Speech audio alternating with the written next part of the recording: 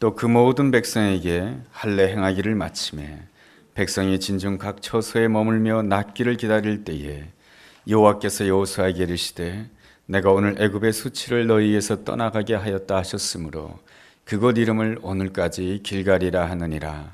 또 이스라엘 자손들이 길갈에 진쳤고 그달 14일 저녁에는 여리고 평지에서 유월절을 지켰으며 유월절 이튿날에 그 땅의 소산물을 먹되 그날에 무교병과 볶은 곡식을 먹었더라. 또 그 땅의 소산물을 먹은 다음 날에 만나가 그쳤으니 이스라엘 사람들이 다시는 만나를 얻지 못하였고 그 해에 가나안 땅의 소출을 먹었더라. 여호수아가 여리고에 가까이 이르렀을 때에 눈을 들어본즉 한 사람이 칼을 빼어 손을 들고 마주 서 있는지라. 여호수아가 나아가서 그에게 묻되 너는 우리를 위하느냐 우리의 적들을 위하느냐 하니 그가 이르되 아니라 나는 여호와의 군대 대장으로 지금 왔느니라 하는지라. 여호수아가 얼굴을 땅에 대고 엎드려 절하고 그에게 이르되 내 주여 종에게 무슨 말씀을 하려 하시나이까. 여호와의 군대 대장이 여호수아에게 이르되 내 발에서 신을 벗으라. 내가 선 것은 거룩하니라 하니 여호수아가 그대로 행하니라. 아멘. 윈스턴 처칠은 영국에서 아주 유명한 수상입니다. 세계 2차 대전을 승리로 이끈 수상입니다. 이제 영국은 전쟁이 끝났습니다. 그렇지만은 이 전쟁의 상처가 영국 곳곳에 남아 있었던 그러한 때였습니다. 영국의 유명한 대학이라고 한다면 옥스퍼드 대학이 있는데 그 옥스퍼드 대학에서 처칠 수상을 초청하였습니다. 그래서 축사를 부탁했던 것이죠. 영국의 수상 이 처칠이 이제 대학을 졸업하는 대학생들에게 무슨 말을 해야 될까 곰곰이 생각하다가 연단을 오르게 됩니다.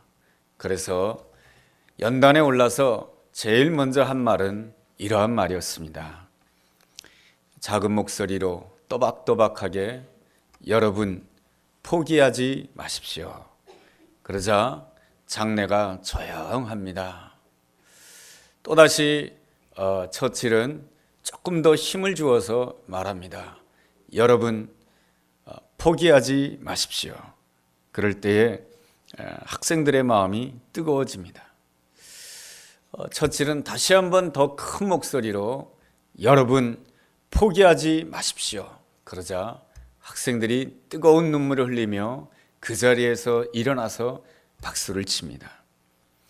옥스퍼드 대학 졸업생들이 대학은 졸업하게 되었지만 이미 영국은 전쟁으로 인하여서 많은 건물들이 파괴가 되었고 직장도 없는 그런 상태였습니다.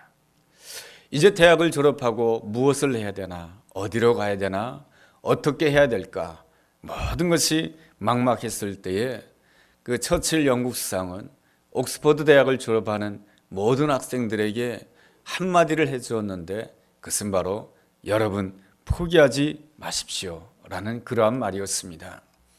오늘 성경에 본다라고 한다면 또 하나의 졸업식이 있다라고 하는 것을 알 수가 있습니다.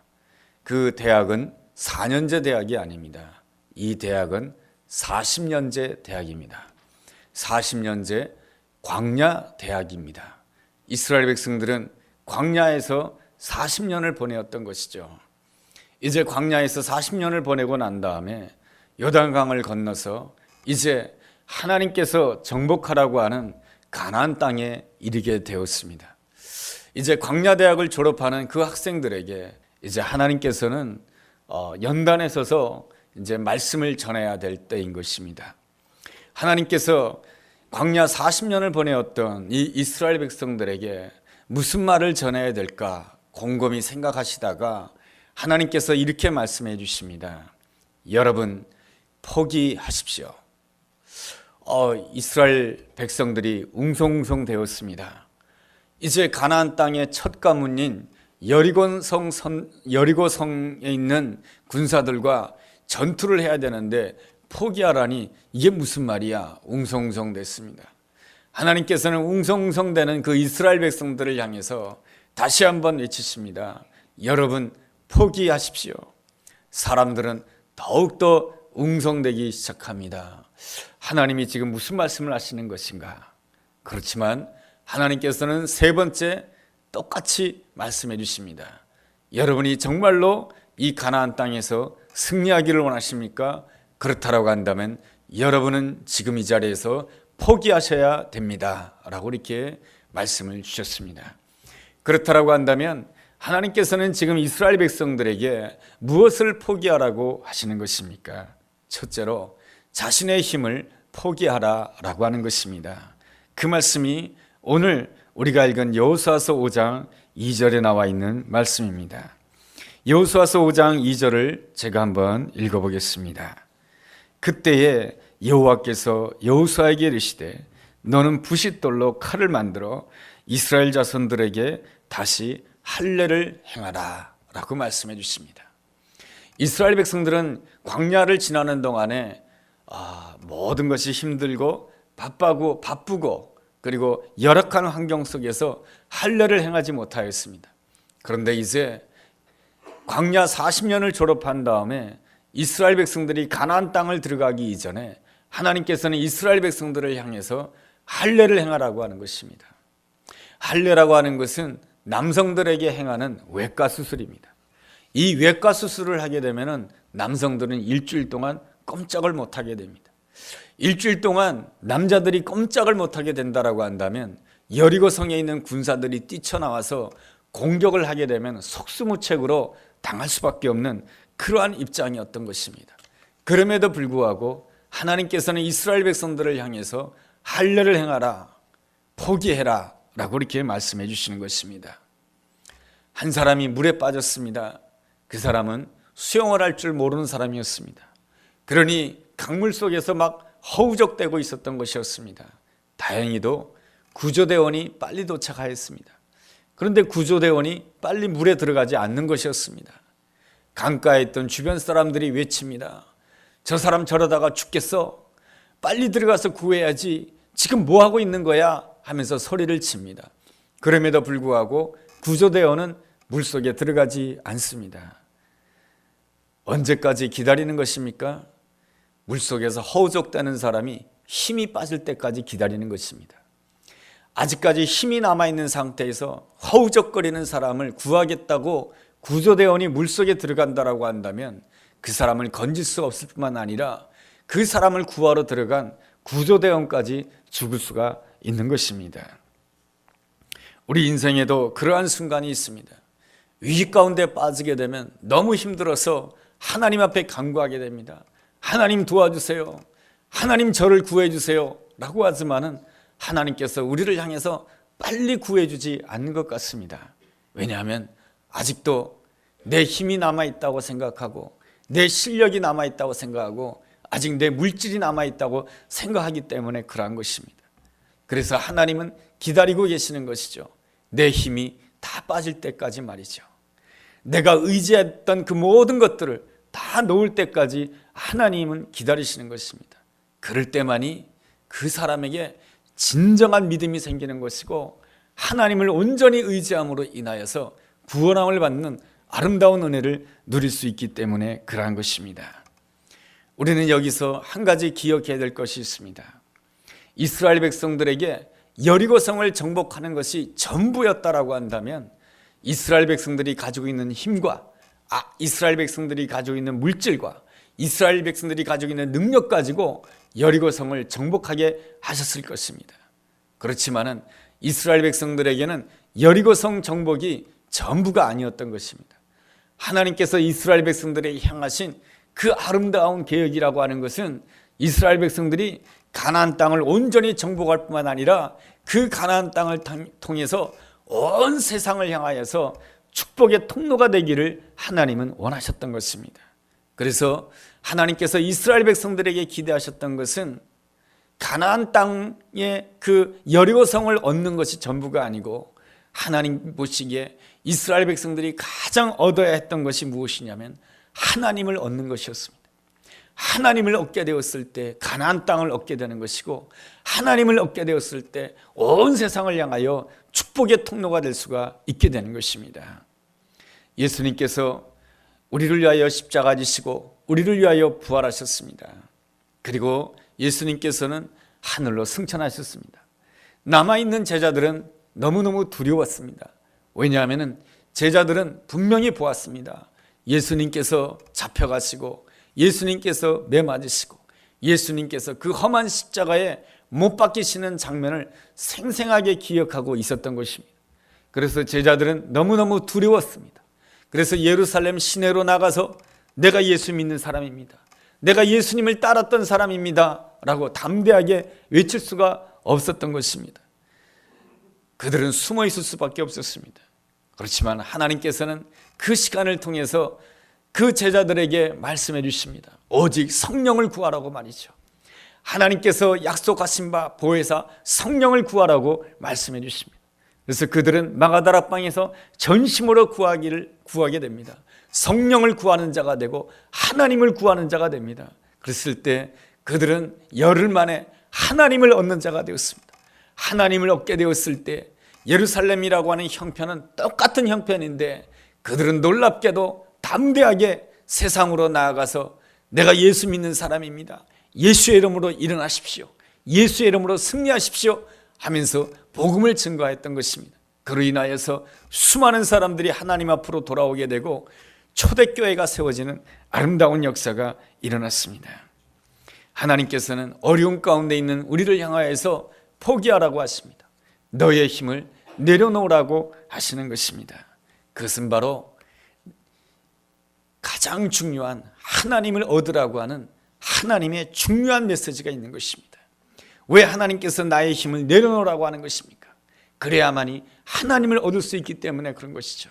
하나님을 얻게 된다라고 한다면 여리고성을 얻는 것은 다 덤으로 주어지는 아름다운 은혜요 축복인 줄로 믿습니다.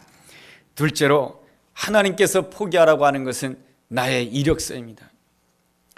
사람들은 지나간 날 내가 수고한 거, 내가 애쓴 거, 나의 공로를 기억하고 싶어 합니다. 그래서 스스로 자부심을 가지고 싶어 합니다. 그렇지만 오늘 본문 말씀 여호수아서 5장 8절 이하에 보면 이러한 말씀이 있습니다.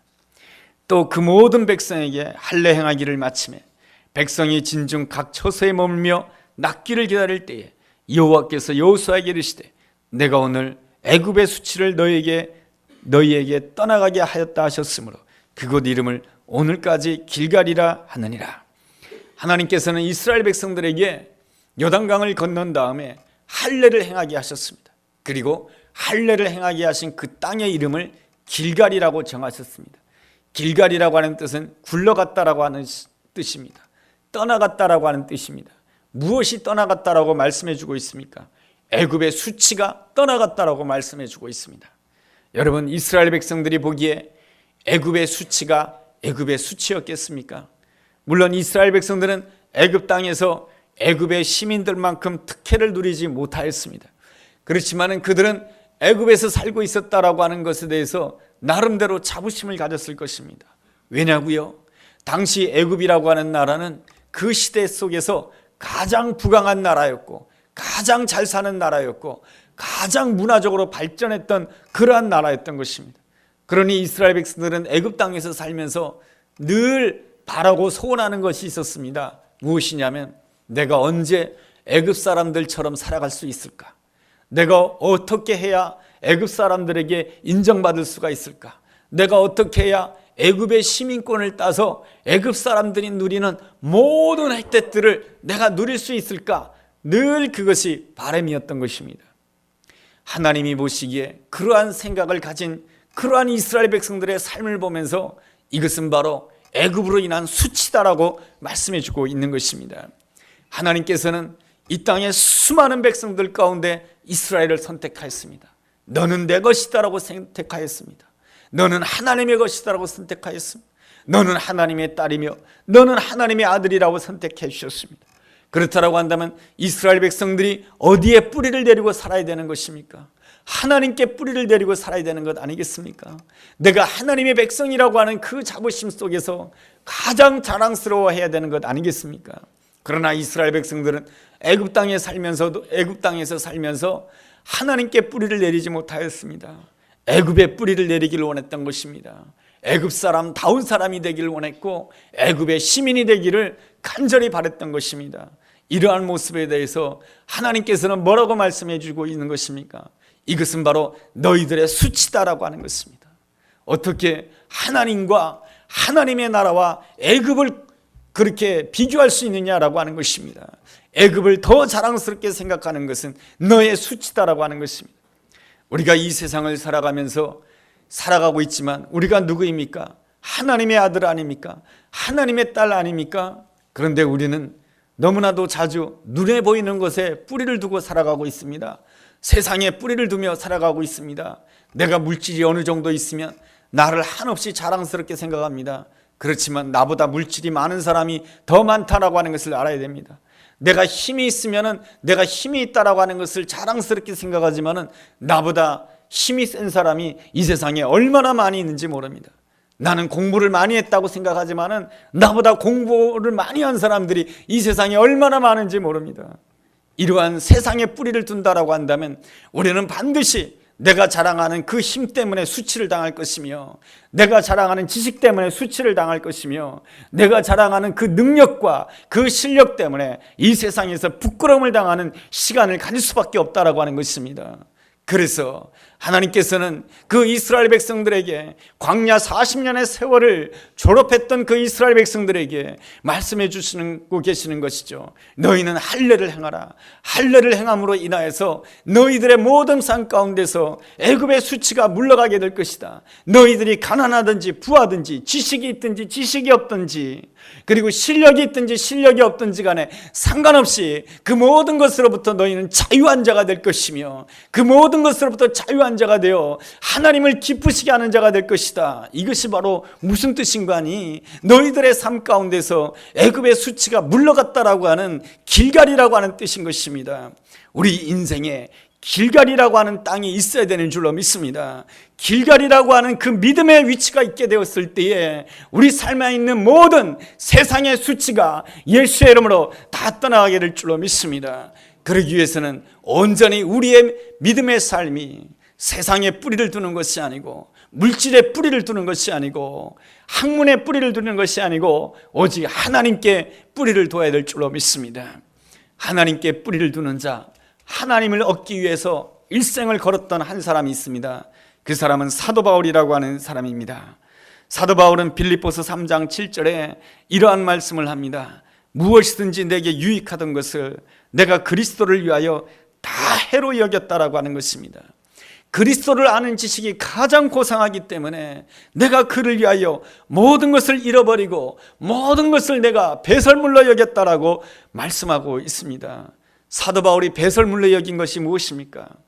내가 히브리인 중에 히브리인이요, 나는 베냐민 지파요, 나는 율법으로는 바리새파 사람이요, 내가 공부하기로는 가말리엘 문화생입니다.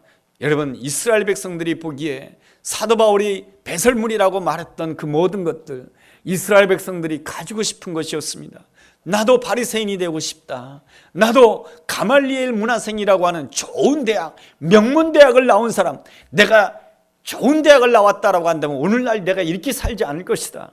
내가 좋은 대학을 졸업했다라고 한다면 내 인생은 더 승승장구했을 것이며 나는 오늘날 굉장히 높은 자리에 있을 것이다 라고 생각하는 것이 보통 세상 사람들의 생각이었던 것입니다. 그런데 말이죠, 사도 바울은 내가 로마인 신분을 가졌다라고 하는 거, 바리새파라고 하는 거, 가말리엘 문화생이라고 하는 그 모든 것들을 내가 예수 그리스도를 위하여 다 배설물로 여겼다라고 이렇게 말하고 있습니다.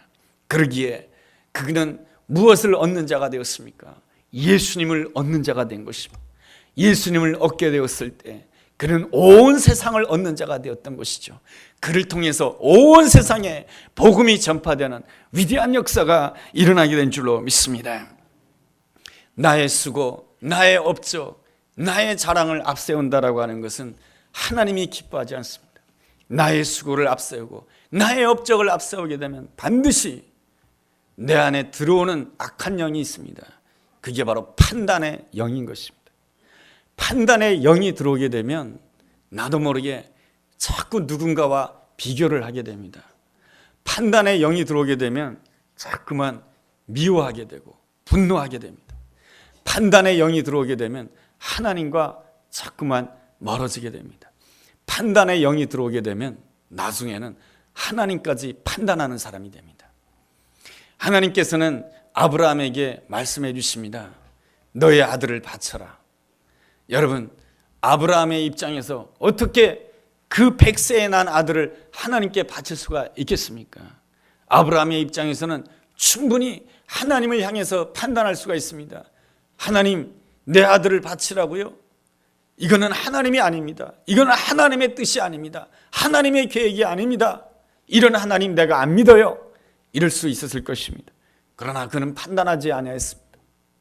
아들을 바치라고 하는 그 하나님의 뜻에 대해서 판단하지 않고 순종하였습니다. 여러분, 우리가 성탄절을 이틀 전에 보냈습니다. 처녀 마리아에게 하나님께서 아들을 주신다고 하십니다. 마리아의 아름다운 점이 무엇입니까? 하나님을 판단하지 않았습니다. 처녀에게 아들을 주신다라고 하는 그 하나님의 말씀에 대해서 판단하지 않았습니다. 나는 여종이오니 말씀대로 이루어지이다. 아브라함도 똑같은 것이죠. 하나님의 말씀에 대해서 판단하지 않았습니다. 나는 주의 종입니다. 아들을 잃어버리면 내가 잃어버릴 것입니다. 마치 아들이 없는 자처럼 하나님 앞에 아들을 드리게 됩니다. 그랬을 때 아브라함은 모리아산에서 무엇을 얻는 자가 됩니까? 하나님을 얻는 자가 되는 것이죠. 하나님의 은혜를 얻는 자가 되었을 때 무엇을 얻는 자가 되었습니까? 잃어버릴 거라고 생각되었던 아들을 얻는 자가 되었고, 또 무엇을 얻게 됩니까? 온 세상을 얻는 자가 된 것이죠. 온 세상이 너 때문에 축복을 받게 될 것이다. 온 세상이 너 때문에 복 받게 될 것이다. 이것이 무엇입니까? 온 세상을 얻는 것 아니겠습니까? 이것이 바로 하나님을 얻는 자에게 주어지는 아름다운 은혜요, 하나님이 준비해 놓으신 놀라운 세계인 줄로 믿습니다. 셋째로, 하나님께서 포기하라고 하는 것은 나의 승리인 것입니다. 하나님께서는 나에게 힘도 버리라고 하시고 나의 이력서도 버리라고 하시고, 그리고 마지막으로 나의 승리도 버리라고 하는 것입니다. 그 말씀이 바로 오늘 본문의 13절 14절의 말씀입니다. 그 말씀을 읽으면 이렇습니다. 여호수아가 여호수아의 여리고에게 가까이 이르렀을 때 눈을 들어본즉 한 사람이 칼을 빼어 손을 들고 마주 서 있는지라. 여호수아가 나아가서 그에게 묻되 너는 우리를 위하느냐 우리의 적들을 위하느냐 하니 그가 이르되 아니라 나는 여호와의 군대 대장으로 지금 왔느니라 하는지라. 이게 무슨 말씀입니까? 좀 더 쉽게 생각하면 이렇습니다. 여호수아는 여리고성 전투를 앞두고 있습니다. 이 여리고성 전투를 이기느냐 지느냐에 따라서 이스라엘 백성들은 가나안 땅에 들어갈 수도 있고 못 들어가고 계속해서 집시들 마냥 온 세상을 떠돌아다니며 살아가는 민족이 될 수가 있는 것입니다. 너무나도 중요한 기로에 놓여져 있습니다. 그러니 이스라엘 백성들의 지도자였던 여호수아에게 보통 근심이 아니었던 것이죠. 근심으로 밤에 잠을 이룰 수가 없었던 것입니다. 그래서 밤에 길을 거닐다가 누군가를 만나게 됩니다. 누구를 만나게 됩니까? 여호와의 군대 대장을 만나게 되었던 것이죠. 여호와께서는 어떻게 나타나셨습니까? 대장으로 나타나신 것입니다. 여호와께서는 어떻게 나타나셨습니까? 군사의 최고의 전문가로 나타나신 것이죠. 우리가 섬기는 하나님은 전능하신 하나님이신 줄로 믿습니다. 그랬을 때 이 여호수아가 여호와의 군대 대장에게 묻습니다. 당신은 우리의 편입니까? 아니면 적의 편입니까? 라고 묻습니다. 그러자 여호와의 군대 대장이 뭐라고 대답합니까? 나는 이 편도 아니고 저 편도 아니고 나는 내 편이다. 네가 왜 나의 편이냐 너의 정이냐고 묻느냐? 내가 바로 여호와니라. 나는 내 편이다. 내가 너에게 묻겠다. 너는 내 편이냐 아니면 나의 적의 편이냐? 라고 물으시는 것입니다. 어찌하여 너는 여호와를 향하여서 내 편이냐 아니냐를 묻고 있느냐? 그것이 가당치지는 않은 그러한 질문이냐라고 하면서 하나님께서는 그 여호수아의 잘못된 생각을 깨우쳐주고 있는 것입니다. 우리가 힘들고 어려울 때 하나님 앞에 간구하게 됩니다. 하나님, 저를 도와주세요. 제가 이기게 해주세요. 제가 원하는 뜻대로 하나님 꼭 이루어 주셔야 됩니다. 이것은 하나님 앞에 어떻게 기도합니까? 기도하는 것입니까? 하나님 꼭 내 편이 되어야 됩니다. 그렇게 기도하는 것과 똑같은 것입니다. 하나님께서는 여호수아가 그렇게 기도하기를 원하지 않으셨던 것입니다. 철저하게 내가 하나님의 뜻이 어디에 있는지 모르지만 내가 철저하게 하나님의 편에 서기를 원합니다. 하나님의 뜻대로 이루어 주옵소서.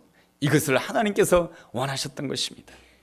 미국의 남북전쟁 때에 아브라함 링컨 대통령이 굉장히 두려웠습니다. 앞으로 이 전쟁의 결과가 어떻게 될 것인가 여간 걱정이 아니었습니다. 링컨 대통령의 참모들이 링컨 대통령에 안심시키기 위해서 이렇게 말합니다. 대통령님, 우리가 대통령과 이 나라를 위해서 기도하고 있습니다. 하나님께서 우리의 편이 되어 주게 해달라고 말이죠. 그러자 링컨 대통령은 참모들에게 이렇게 말합니다. 여러분, 그렇게 기도하지 마십시오.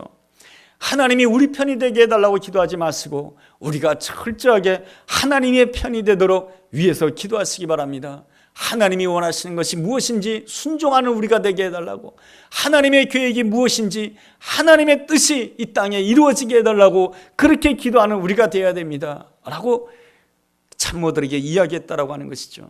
그러한 점에 있어서 참 링컨은 참으로 하나님의 사람이었고 하나님의 편에 서기를 정말로 사모했던 아름다운 사람이라고 말을 할 수가 있을 것입니다. 우리는 자칫하면은 이 세상이 경쟁사회다가 보니까 내가 이기려고 하고 내가 승리하려고 합니다. 그러나 나의 승리, 내가 이기는 것보다 더 중요한 것은 하나님이 이기는 것이 중요한 것이고 하나님의 뜻이 이루어지는 것이 더 중요한 것인 줄로 믿습니다. 그러므로 하나님의 승리 앞에 나의 승리를 내려놓아야 되는 것입니다. 하나님의 이기심 앞에 내가 이기고자 하는 모든 것들을 내려놓아야 되는 것입니다. 그럴 때 어떤 역사가 일어나게 됩니까? 15절과 같은 아름다운 결과가 일어나게 되는 것이죠. 15절에서 여호와의 군대대장이 여호수아에게 이렇게 명령합니다. 내 발에서 신을 벗으라. 내가 선 것은 거룩한 것이니라. 하나님의 편에 서고자 했을 때에 우리는 어떠한 은혜를 누리게 되냐면 내가 있는 곳마다 다 하나님이 함께 하시는 것이 되는 것입니다. 내가 있는 곳마다 하나님이 함께 하시니 나는 어떻게 해야 됩니까? 나는 신을 벗어야 되는 것이죠. 내가 신을 벗는다라고 하는 것은 무엇입니까? 내가 철저하게 주님의 종이 된다라고 하는 것입니다. 내가 고통당할 때 주님이 나와 함께 하시니 주님께서 나보다 더 고통당하시는 것이죠. 내가 슬퍼할 때 주님께서 내 옆에 계시니 주님께서는 내 슬픔을 아시고 더 슬퍼하고 계시는 것이죠. 아, 그렇군요. 내가 슬퍼했던 것이 아니고 주님께서 더 슬퍼하셨던 것이죠. 아, 그렇군요. 내가 고난당했던 것이 아니고 주님이 더 고난당하셨던 것이군요. 아, 그렇군요. 내가 안타까워했던 것이 아니고 주님께서 더 안타까워하셨던 것이군요. 오 주님, 주님의 뜻이 이루어지기를 원합니다. 주님께서 왜 슬퍼하시나요? 주님께서 왜 고난당하시나요? 주님께서 왜 안타까워하시나요? 주님께서 무엇을 원하고 계시는 것입니까? 나는 종입니다. 나는 신발을 벗은 자입니다. 오직 주님의 뜻이 이루어지기를 원합니다. 이것이 바로 하박국서 3장 17절에 나와 있는 아름다운 말씀인 것이죠. 비록 무화과나무가 무성하지 못하며 포도나무에 열매가 없으며 밭에 먹을 것이 없으며 우리의 양이 없으며 외양간에 소가 없을지라도 나는 여호와로 말미암아 즐거워하리라. 나는 구원의 하나님으로 말미암아 나는 기뻐하리라.